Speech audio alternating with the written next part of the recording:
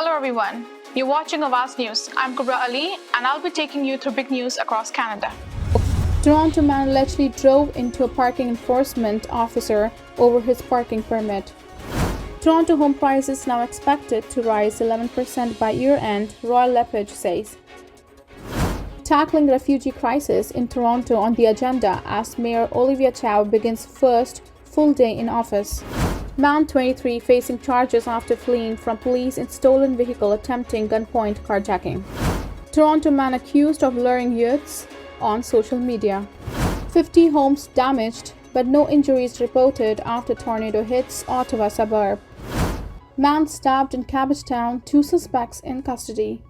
These were the headlines, and let's jump right into the detail. A 23-year-old man is facing a long list of charges after he allegedly fled from police in a stolen vehicle last week and then attempted to carjack an individual at gunpoint. York Regional Police say the officers responded to a parking lot of Steeles Avenue near Jane Street at around 10:20 p.m. on July 5th to investigate a suspicious vehicle. Police say that when an officer pulled up alongside the vehicle, a white BMW SUV, the driver rammed their cruiser and then sped away from the scene. Police say that the suspect was then subsequently involved in another collision on Jane Street at Hulmar Drive, which led to them ditching the vehicle and attempting a gunpoint carjacking.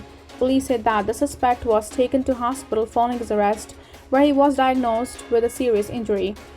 As a result, the Special Investigations Unit was notified and has since invoked its mandate. Police say that officers seized a loaded handgun from the suspect during the course of the arrest. A quantity of suspected cocaine and fentanyl was also taken from the white SUV he was originally operating, police say. Awaz of Toronto is facing 8 combined charges, including robbery with a firearm and dangerous operation. At the time of this incident, the accused was on 2 separate firearm prohibitions and was wanted on a warrant from previous offences, police said. The aggregate price of a home in the Greater Toronto Area is expected to remain mostly unchanged through the rest of the year despite the Bank of Canada's decision to resume its interest rate hiking campaign, a new report from Royal LePage suggests. The real estate firm has revised its forecast for the end of the 2023 and is now expecting prices to rise 11% year over year after previously calling for a 2% decline. However, the increase is mostly the result of the run-ups in prices that occurred over the first 2 quarters of 2023 as the market rebounded from the prolonged slump. Royal LePage says that it expects the aggregate price of the home in the GTA will be virtually unchanged over the remainder of 2023, rising only by about $6,000 or 0.5%.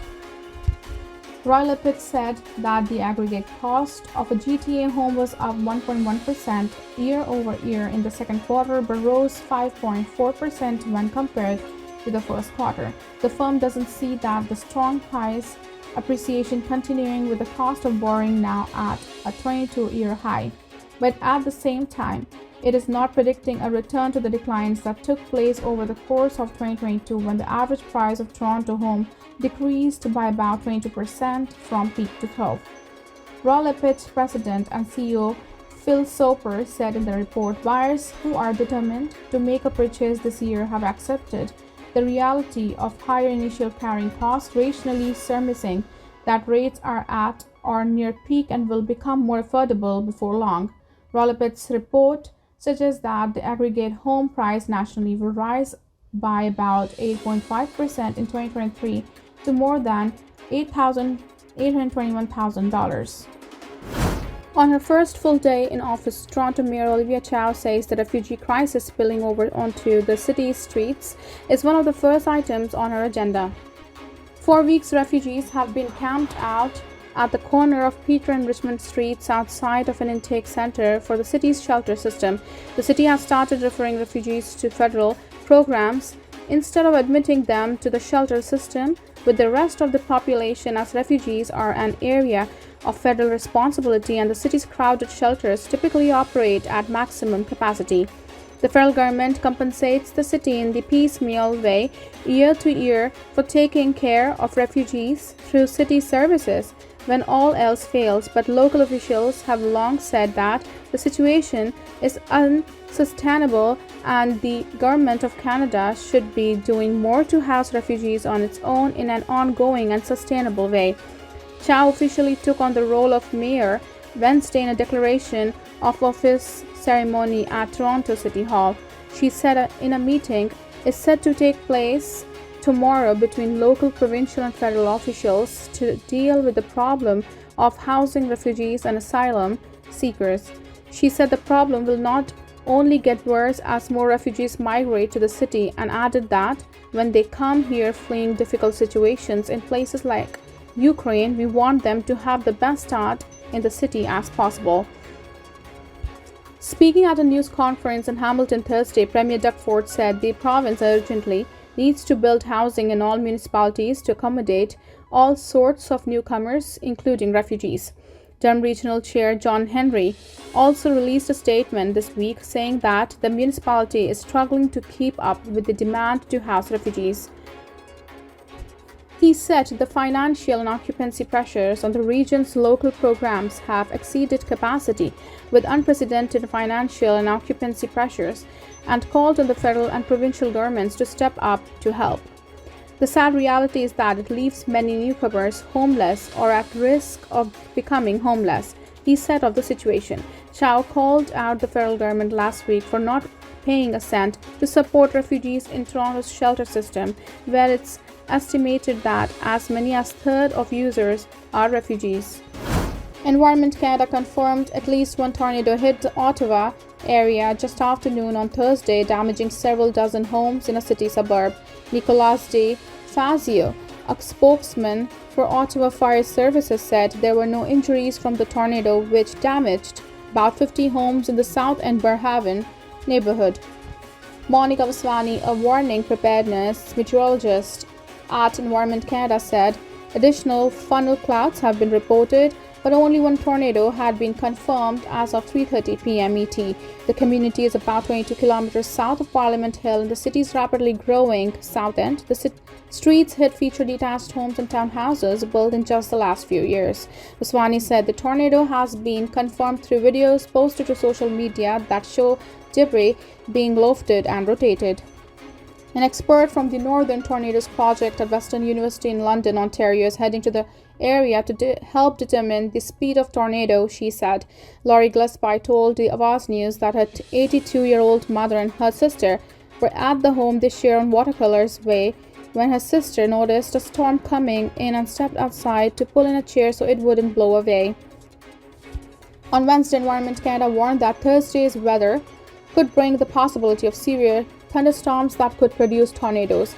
At 12:28 p.m., the weather agency issued a tornado warning for a large swath of eastern Ontario. Gillespie said the tornado hit her mother's home sometime between 12:30 and 12:45 p.m. Emergency alerts were issued by the cell phone network at around 12:49 p.m. Ottawa police asked individuals to avoid the Barrhaven area and stay away from downed power lines. Firefighters visited about 100 homes to check on the well-being of occupants and shut down gas lines and electricity for safety reasons.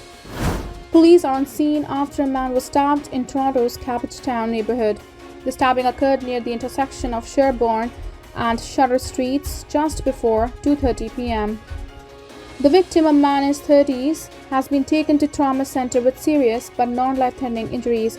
He is in stable condition. Police are looking for two suspects. Two additional suspects, a man and a woman, have been taken into custody. This is a developing story. More to come. Toronto police arrested a man who allegedly hit an officer with his car after the officer questioned him over his parking permit. The incident happened just after 12:20 p.m. on July 6th in the area of Glendale Avenue and Parkdale Road near St. Joseph's Health Center, police say. A parking enforcement officer was starting to investigate the possible misuse of an accessible parking permit and attempted to speak with the accused, police said. Police allege the accused brought the vehicle in drive and struck the parking enforcement officer with his vehicle. No details of the severity of the officer's injuries, if any, were provided in the release. David Michel Branton, 30, of Toronto, is facing charges of assault with a weapon dangerous operation of a motor vehicle and failing to remain at the scene of an incident. The charges have not been proven in court. Peel police have charged a Toronto man for allegedly luring youths on social media. An investigation was launched last April into an unknown online user allegedly luring persons under 16-year-old for sexual purposes on multiple social media platforms. The suspect, identified as 36-year-old Sean Calling, allegedly used online personas such as Sean Calling and Sean.Calling.39. Police said he was arrested on June 21st and charged with luring a child under the age of 16. During the investigation, police say that investigators also learned that the suspect may have contacted more victims.